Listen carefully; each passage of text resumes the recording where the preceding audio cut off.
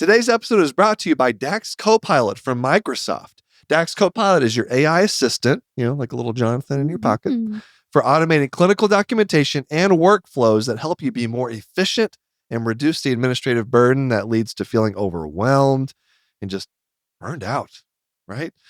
Learn more about how DAX Copilot can help improve healthcare experiences for both you and your patients by visiting aka.ms/knock-knock-hi. Again, that's aka.ms/knock-knock-hi.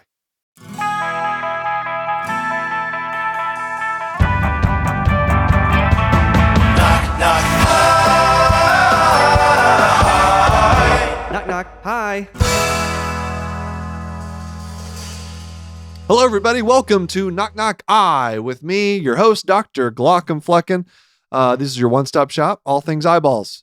Just fresh off my surgery block, ready to talk eyeballs with you guys, some little ophthalmology. I've got some great topics.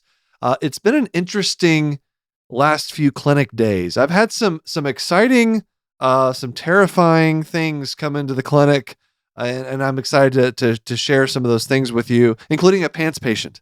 We're going to harken back to the beginning days of Knock Knock Eye when I was telling you all about all the different pants patients. Well, I have a pants patient to tell you about today.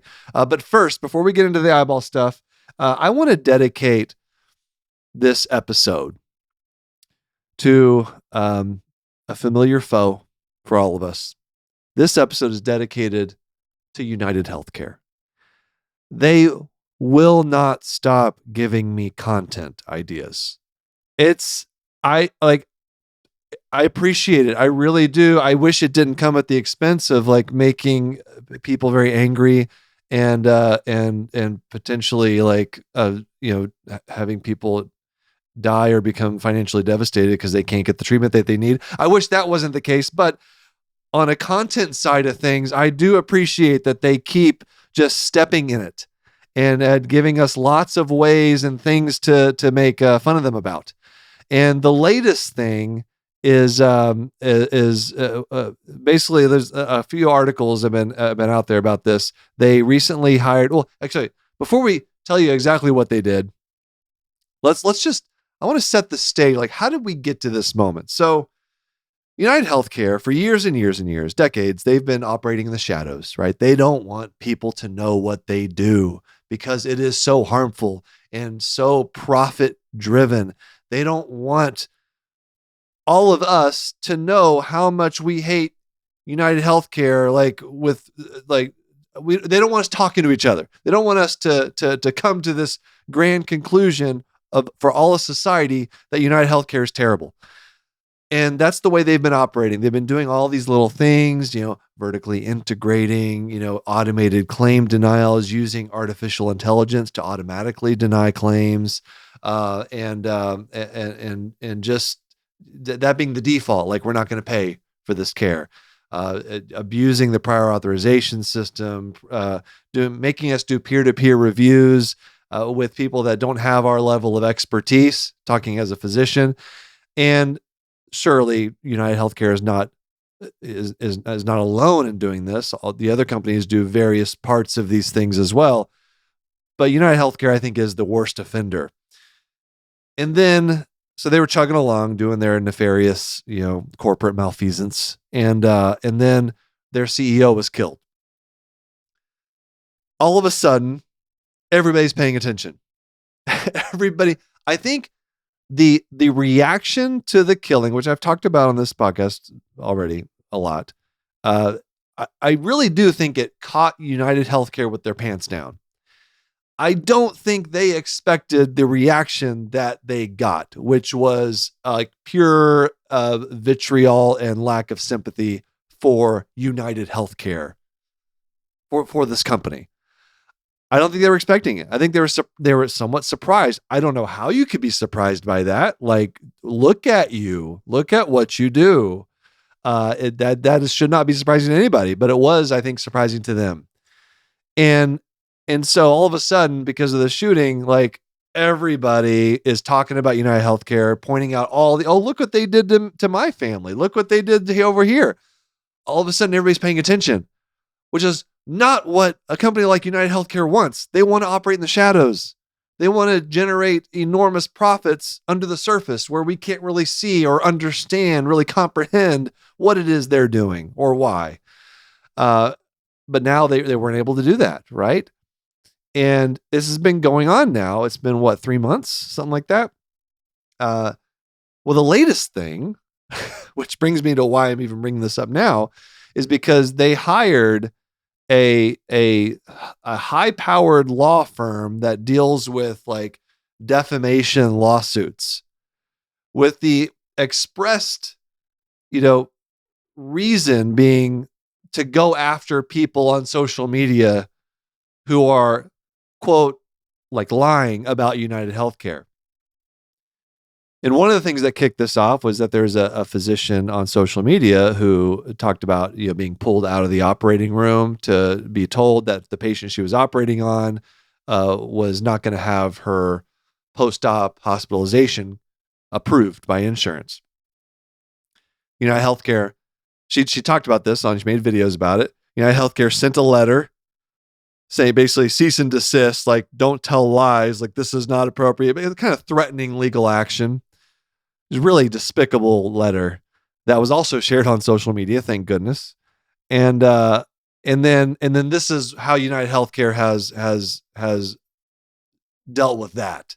It's like, okay, fine. We're going to start coming after all you people. Just for the record, they have not come after me yet. If they ever do, if United Healthcare ever comes after me, which I don't think they will, because if I was just like saying things like I am now into a camera, and talking about United Healthcare, and that was like the main thing that people knew me for, like maybe I'd be a little bit higher risk, although that's kind of what I'm doing now, but everything I'm saying is true. But because I do it in comedy form, in satire form, I have some level of legal protection for freedom of speech. At least that's what I tell myself. So nobody's come after me yet. I've done some pretty I've gone hard on all the insurance companies, but mostly United Healthcare. So am I a little surprised that they haven't sent me anything? Yeah. Am I a little bit disappointed? I mean, kind of. It's like, what, like, am I not, maybe I just need to go harder. Maybe I will. So no, I have never been approached with any kind of cease and desist from a health insurance company, despite what I do on social media. But it's stuff like this that United Healthcare is doing, like hiring this legal firm to threaten people into like not talking shit about United Healthcare. Like, come on, like you're making it worse for yourself. Like obviously, public image is very important to this company. Like they don't want their company being synonymous with like hurting the public, but that's what's happening. And then doing stuff like this, it's just making it so much worse. If they ever did come after me, you better believe I would start. I would make so much ruckus on social media about it. Like you would not hear the end of it. And maybe that factors into their decision on not sending me anything. I don't want to give myself too much credit, but I do have a large audience, and so maybe that's part of it. But I will tell you one thing that happened, really, and the insurance company didn't send me anything. This was Aetna. One thing that Aetna did back in 2022 was they decided to institute this policy where they required every single cataract surgery to get a prior authorization. So prior authorization required for all of their customers who needed cataract surgery. And let's see how much you've learned on Knock Knock Eye so far, folks. Who gets cataract surgery? Everybody. Everybody gets cataract surgery. If you're over 60, you have cataracts, and eventually you will get cataract surgery if you live long enough. And guess what? People are living longer. Everybody gets cataract surgery. 4 million cataract surgeries performed every year in the US. Most common surgery out there. And so you can imagine there's a huge deal in the world of ophthalmology, big regulatory burden, especially in practices that had a lot of Aetna patients. And And so of course I made a video about it. And during that video, I put up a piece of paper on my wall because I like to make little posters and show them in videos sometimes. And this one, it was about what the Aetna mission statement was. And I used Aetna's logo on this poster, and underneath it, it just said, "Be evil, period." So I put that out there. A couple weeks later, I get a message from somebody, one of my followers on social media, who's well connected and knew people in the C-suite at Aetna. And what they said was, what this message said was, the company CMO, the chief, in this case, it was the chief marketing officer, but someone in the C-suite. The company CMO saw the Glockenflecken video on prior auth and held a huge internal meeting about it. The CMO was angry about how the company was portrayed and wanted the video taken down. Not how the internet works, everyone, just in case you didn't know. The PR folks told the CMO that they couldn't take the video down. And so the company decided to review their policies, though no one internally seems to believe there will be significant change. The point is that these videos are having a big impact and are more likely to bring about change in healthcare.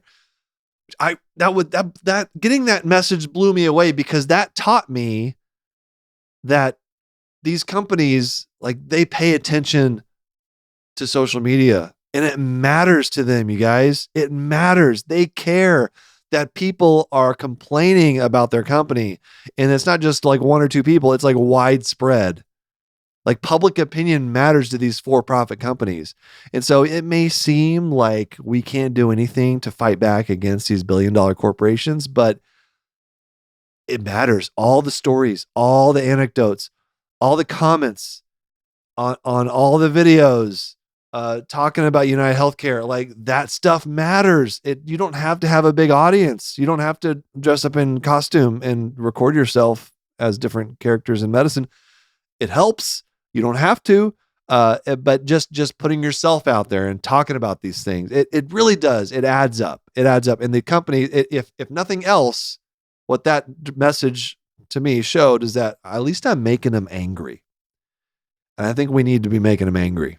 All right. Because that means we're eating away at them. And then we can use that momentum to help actually create real change, and scaling back PBMs and prior authorizations and just the cost of healthcare. I don't know. So it's, anyway, I shook my head when I heard about United Healthcare hiring this company, because it's like, what are you trying to make it worse for yourself? Because I think that's what they're doing. Because nothing people are saying is false. Like these things these outrageous things that I'm putting in my videos. Yeah, the interaction between the characters are fictional, but like, it's all real. Like, these things are happening, like, to real people. Go to ProPublica, Google ProPublica United Healthcare or health insurance, and just read all the in-depth reporting that they've done over the past 2 years about all the insurance companies, but mostly United Healthcare. That's how we know about Evicor, the hilariously named company external to United Healthcare called Evicor, Evicore, which is a company that United Healthcare, they export their claim denials to this company, not their claims to another company in order for them to deny them. So like, it's like a way to deny claims more efficiently is hiring this external company called Evicor. So anyway. All right, that's the end of my rant. All right, we'll get to ophthalmology stuff. Let's take a break. Hey, Kristen. Yeah. I've got some friends I'd like you to meet. I see that. You seem a little too friendly with them, I have to say. Aren't they cute? Sure. With the little beady eyes and their little hands. Are they hands? The claws? I don't know. Appendages. Okay. How about that? That works. But anyway, they'd like to say hi. Okay. They'd like to say hi. Okay. Wonderful. Look, the one's sticking around. It sure is. All right on my mic. These little guys are Demodex, and they live on your eyelashes. Yeah. And they can cause flaky, red, irritated eyelids. See, that's not cool. You just That's kind of a want to party like foul. rub them. You're not welcome here if you're going to do that. And it's caused sometimes by these little guys. Yep, that's rude. Demodex blepharitis. But you shouldn't get grossed out by this. Okay. All right, you got to get checked out. Yes, get checked out. To find out more, go to eyelidcheck.com. Again, that's EYELID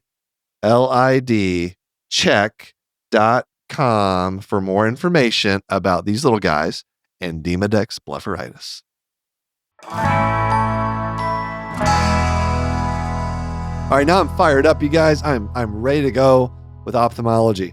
All right, I got to tell you, I got a couple of main things that I want to talk about. The first is this: I told you about that I had a little pants patient incident. And this also goes back to one of my videos, one of my personal favorites, which was the doctor getting a phone call from another doctor, and it says, "Hey, you remember that patient you saw last week?" I had one of those moments. One of my partners who was on call for our practice sent me a message saying that a patient that I, had done surgery on about a month ago, all of a sudden had an eye pressure of 70, but it was in the non-operative eye. So the eye I did not do surgery on, and my stomach just dropped. I was like, "Oh no, that's awful." What are we going to do? Turns out it was angle closure glaucoma. So this patient ended up being seen at the university. Before we even got wind of what was going on, they already showed up to the emergency department. And with angle closure glaucoma, just to give you a quick recap, so the eye is constantly making fluid and draining fluid. Think of the eye as like a bathtub. You got two bathtubs in your face. And the eye, the faucet's turned on and the drain is open. So you have this steady state of fluid inside the eye. Well, if the drain closes, and there's lots of different reasons you can get a drain to close, the eye drainage system, which is right at the edge of where the cornea touches the iris. So right on the edge of the white part of your eye, right where you start to get to iris, that's where your trabecular meshwork is. That's where your drainage system is inside the eye. So sometimes it gets plugged up or it gets closed. It closes off because you have, scar tissue that's closing the angle, or you have abnormal vessels, what we call neovascularization of the iris, that causes the angle to close. We see that sometimes with patients with severe diabetic retinopathy, or they've had a retinal vein occlusion and started to develop neovascularization because the eye is so ischemic. It's making all these really fragile little blood vessels to try to increase the vascularization of the eye. Sometimes the eye is just small. And as the lens in the eye, as it gets larger when you develop a cataract, well, that lens in the eye is taking up more amount of space in the eye. So as that lens fattens up, gets bigger, it starts to push everything forward and narrows that angle, narrows that trabecular meshwork, and it can narrow it enough to where it just, boom, closes off. All of a sudden the drain is closed, but the faucet still works on your bathtub eyeballs. And then the eye just fills with fluid. You get this really high pressure. We know from like monkey studies like decades ago that if you increase the pressure enough in the eye, it'll decrease the blood flow. And then if you decrease the blood flow to the eye long enough, then the optic nerve dies out. And so it's kind of a race against the clock. That's why angle closure glaucoma is one of the true pants patients in ophthalmology. Like really, that eye pressure's, you got to do everything you can to get that eye pressure down as efficiently, as quickly as you can. So that's what this patient came in with. She already had a small eye. So it's about 21 millimeter eye. I'd say normal size is like 23 to 24 millimeters. And so a smaller eye, everything's a little bit more crowded. She had a cataract. I was planning on doing the cataract surgery coming up pretty quickly. Unfortunately, she went into angle closure glaucoma. So the drainage system closed off. The fluid was building up in the eye. And in the acute setting, there's two ways to try to fix this. Patient comes in the emergency room, pressure 70, acute angle closure glaucoma. What are you going to do? Well, one option, the conservative option, would be just to pound that patient with eye drops. So we have lots of different classes of pressure lowering eye drops that sometimes they try to open up the drainage system. You can't really do that with angle closure because it's closed. It's not opening up. So the other way to do it is to turn off the faucet. And so we have numerous medications, timolol, dorzolamide, carbonic anhydrase inhibitors, that the way they work is turning that faucet off inside the eye. So the eye stops making fluid. And it can be very effective. We also have oral carbonic anhydrase inhibitors, acetazolamide, that works really well. It's like one of the strongest things we have to try to decrease the production of aqueous inside the eye. And so that's, whenever I've seen patients in the emergency room with angle closure glaucoma, that's the first thing I start doing, like immediately. As soon as I know that that pressure's high and what we're dealing with, I'm just blasting that patient with eye drops. Like every 10 minutes, every 30 minutes, I'm putting in another round of these pressure. We got to get that faucet turned off. But that's only a temporizing measure because we can't obviously keep a patient on that amount of eye drops like forever, right? So we got to do something else. And for angle closure glaucoma, for an acute episode like this, one thing we'll try to do is create a separate pathway for fluid to drain. And so one part of the problem is that fluid that's being produced by the ciliary body inside the eye, it doesn't have a way to get around the iris and reach the angle of the eye where the drainage tubes are.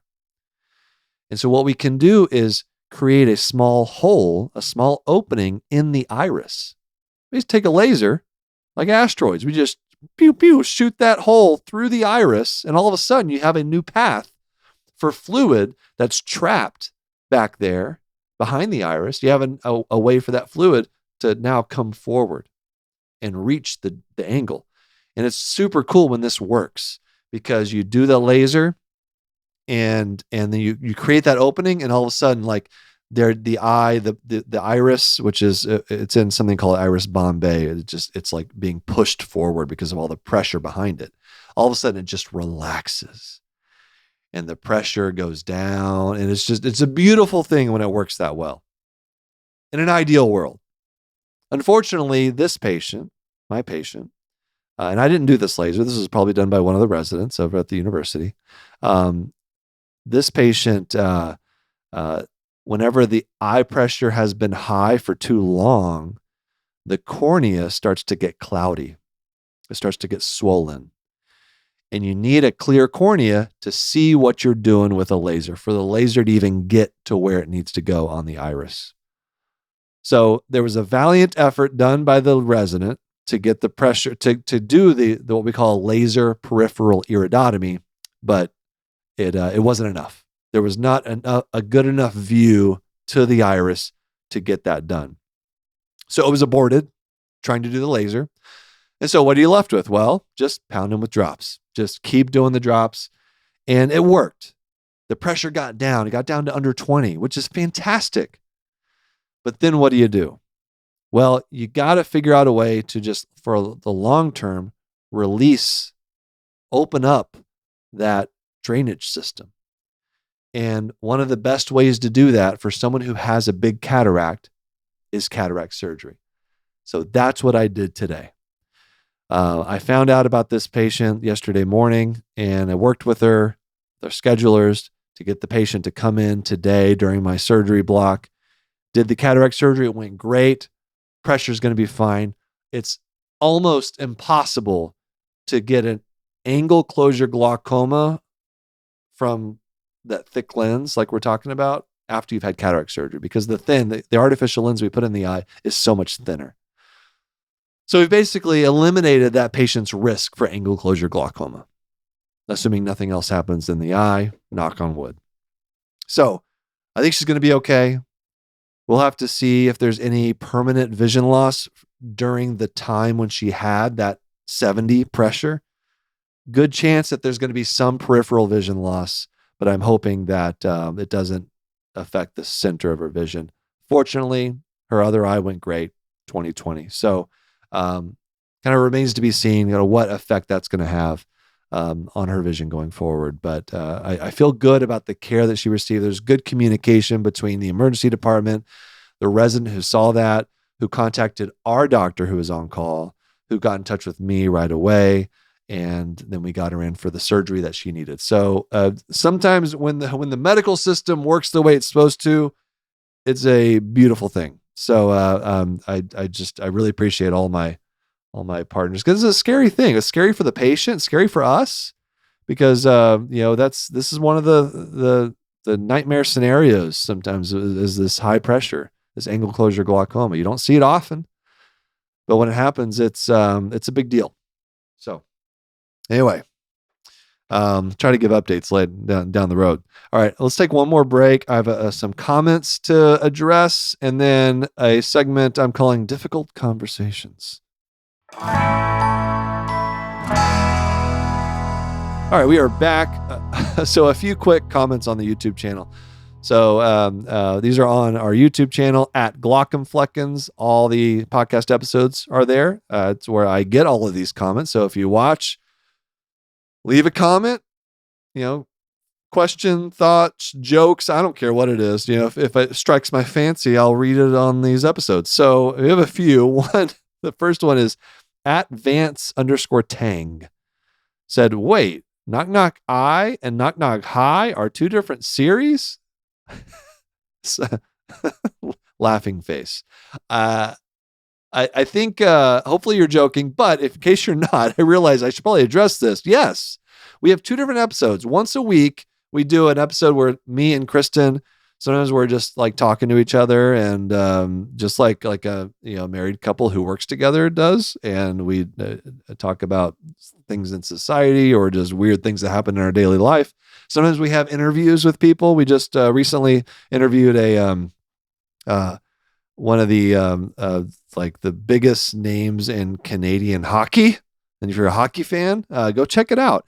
And then once a week, I have one of these Knock Knock Eye. So it's like one episode of eyeball stuff, one episode of just random things with me and Kristen, Lady Glaucomfleckens. So yes, they're both on the channel, by the way. So check it out. Let's see. At Norn IEA. This is a good one. Topic for conversation. Risk of NAION from using Ozempic.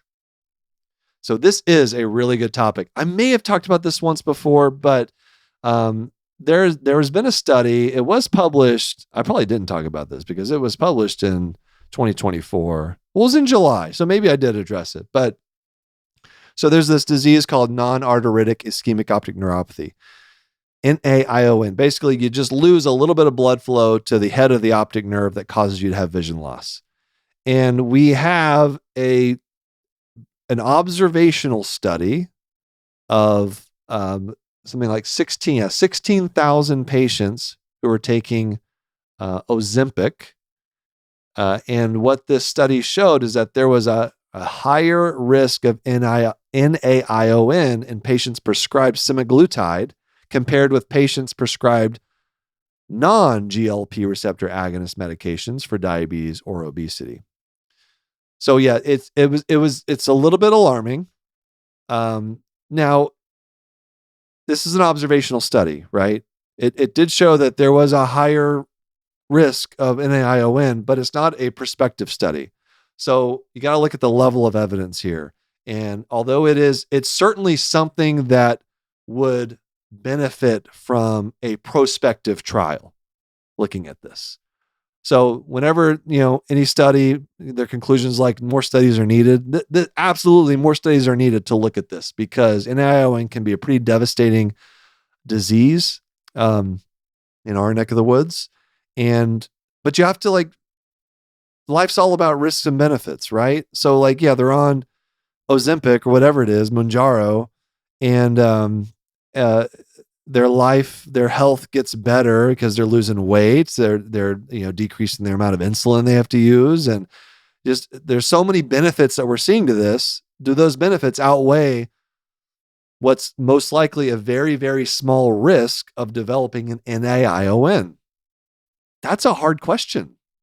That's why informed consent's just so important with stuff like this. Like you talk about it with your patient, and I would say I haven't gotten into the habit of bringing this up for patients who are taking one of these GLP-1 agonists.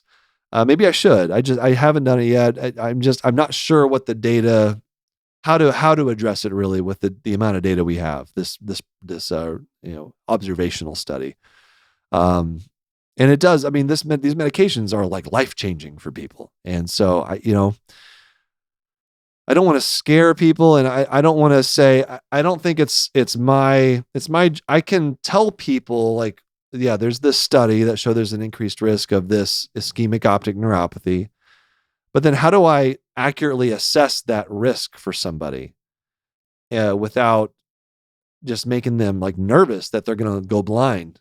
Because a lot of times people just think in black and white. Oh my gosh, I might go blind from this medication. Well, it's helping you in all these different ways, and the risk, based on what we have, the data we have, is very, very low, like less than a 0.05% or something like that.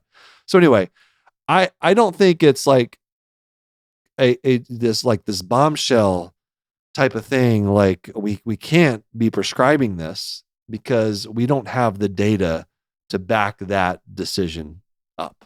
So anyway, I am watching it, and I am appropriately concerned, while acknowledging that these medications are really good for a lot of different things, just might not be great for your optic nerves. So I don't know. That remains to be seen. I'm interested to see what's going on about this, in the next year or two, and see if more data comes out about it. But good question. All right, let's do a couple more. Okay, here's one. At S.A. Mary Liss says, when I heard about people cutting their eyelashes, that was the last episode. I talked about that trend on TikTok. I immediately thought of that house episode where the patient had used toenail clippers to trim their nostril hairs and ended up getting some kind of foot fungus in their brain. I would be worried about doing that kind of stuff near my eye. You'd have to have sanitized blades. Good. Anytime we can relate a dangerous thing on social media to house, I'm all for it. That episode does not come to mind, but it's an interesting thought. Yes. I don't know. What are people trimming their eyelash? I mean, it's really close to your eye. That's close to a mucous membrane, and mucous membranes are prone to getting infections from things because bacteria love moist, hot environments. Although your eyes aren't as hot as other mucous membranes. This is kind of getting into a kind of a gross conversation, but a couple of other things about eyelashes that I think people are wondering about. When you cut eyelashes, they grow back in like 2 weeks.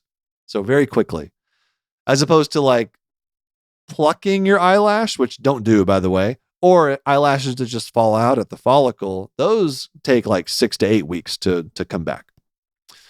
So even if you do, for some reason, decide to try this trend where you trim your eyelashes, I mean, they're going to grow back in a couple weeks. But just like, why? Why? Keep them. Just keep them. All right. And the last thing I want to talk about before we wrap up here. Oh, difficult conversations. Okay.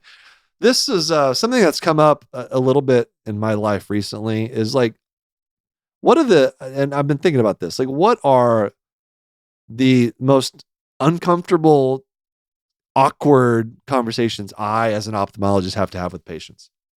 There's two big categories for me. One is talking about weight. A few circumstances where we have to do this. All right. So like telling patients like what's going on is because they've gained weight or they're overweight or obese. And so one of them is with the disease, idiopathic intracranial hypertension. We've talked about it on this podcast before. Basically increased pressure around the brain. That's a big risk factor for it is being overweight. And so that's always a kind of a like can be a little tricky conversation to have with someone. Obviously, you try to do it respectfully, but it's a that can be tough, tough to hear, tough to bring up, to say that, it's your weight is a big part of what is happening here. And so, trying to work with them and their primary care doctor, whoever would be better at talking to someone about ways to lose weight, is that can be a challenging conversation that I've had to do a little bit, a couple of different times over the past month, I would say. Another one with weight is with Plaquenil. Now, this is actually the opposite. It's kind of a weird thing, because hydroxychloroquine, one of the big risks of it, and it's not even a big risk, it's a small risk, is that medication carries a risk of permanent vision loss, which is why with the Plaquenil, the hydroxychloroquine craze with COVID, it was just like just driving ophthalmologists up the wall, because it's like, this is not just this medication is not benign. Like it has risks to it. One of them being that you could permanently lose some of your photoreceptors in the center of your retina, and so you have big blind spots in the middle of your vision. Nobody wants that. And so, a few times a week, I'll get patients that are on hydroxychloroquine, and we have to do an evaluation to make sure they're not showing any signs of maculopathy, what we call it. So toxic maculopathy from Plaquenil is pretty rare.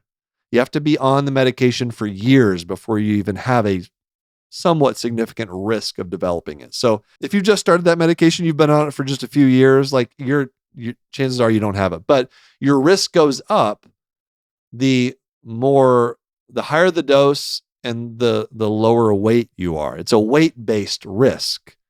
So we like the way to mitigate this risk for Plaquenil is to be on a dose that's less than 5 milligrams per kilogram per day. And so patients who are overweight or obese, they're much lower risk of developing toxicity.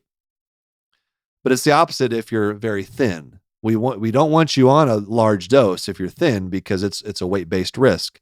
And so your milligrams per kilogram is much higher if you're very thin and you're taking what's considered like a normal average dose of hydroxychloroquine. So that's another situation where I have to talk about weight as an ophthalmologist. It doesn't happen often, and I'm not the best at it, just because it's not a big part of my job.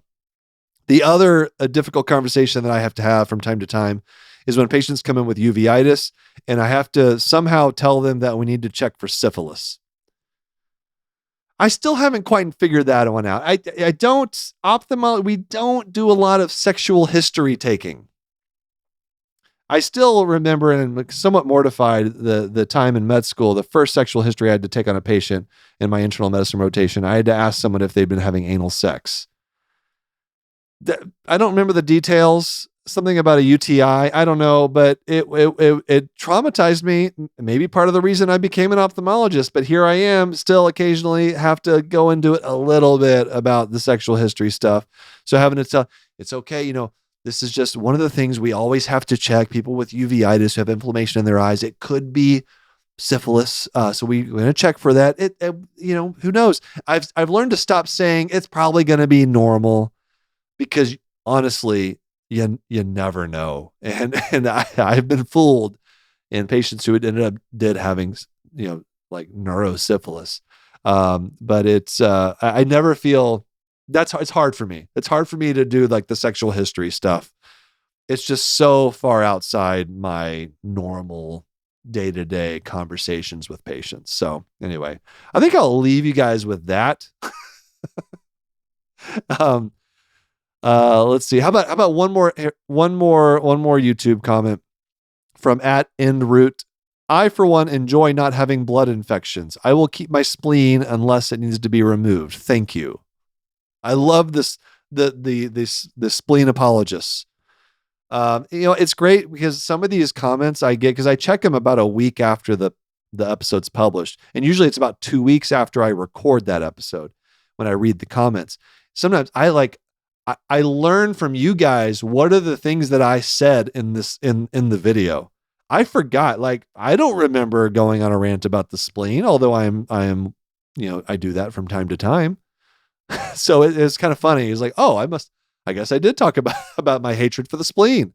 It's all in jest, right? Although I do think we would be a little bit better having two livers, but it can't, I can't argue with evolution. I don't know. I'm sure there's a reason.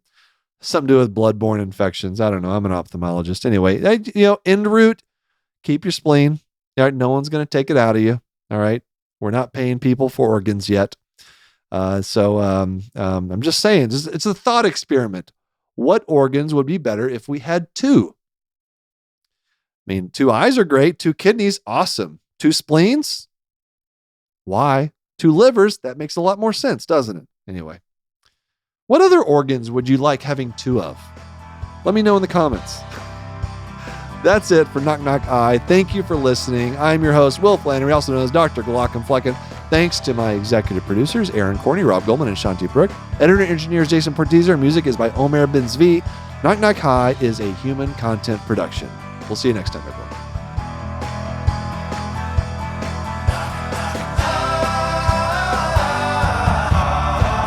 Knock, knock, goodbye.